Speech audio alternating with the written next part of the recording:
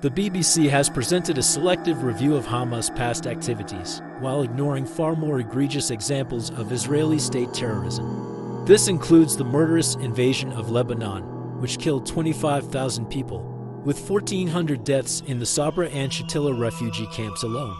The Israeli military has also killed 4 times as many Palestinian civilians during the 2 Intifadas, as well as engaging in the systematic targeted assassinations of opponents, actions that have been condemned by the UN and most Western governments, excluding the United States.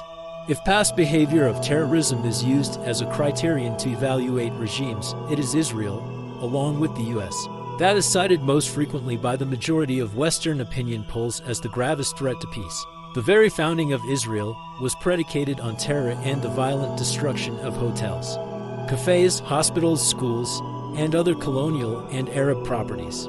The BBC's preoccupation with Israeli cafes and buses overlooks the Israeli destruction of Palestinian schools, hospitals, and homes. By any measure of UN voting patterns, it is Israel that is the international pariah, by at least a 10-to-1 margin. Hamas electoral participation was endorsed by all Western regimes, including Washington, who initially welcomed the democratic outcome. However, the blockade of Palestine, led by Israel, the pro-Israel lobby, and the US, was not a result of past Hamas behavior, but rather a response to the present electoral outcomes and Israel's vengeance against the Palestinian electorate, as top Israeli officials have publicly acknowledged. Moreover, 1 week before the Israeli invasion, Hamas had tacitly agreed to a 2-state solution by signing an agreement with the PLO. The BBC's prejudicial framework is designed to blame Hamas, the victim of the crimes perpetuated against them by Israel, the pro-Israel lobby, and the US.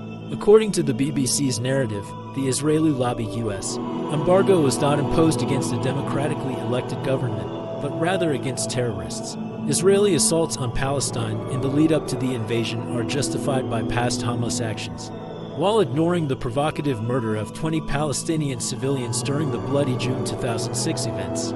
The BBC's framework for analyzing the Israeli invasion is a transparent attempt to frame a recolonized nation. The network's overview completely ignores the Israeli recolonization of Gaza, the bombing, and the military mobilization prior to the capture of the Israeli soldier. Instead, the audience is presented with a sappy melodrama in service of a savage onslaught against 1.4 million Palestinian captives.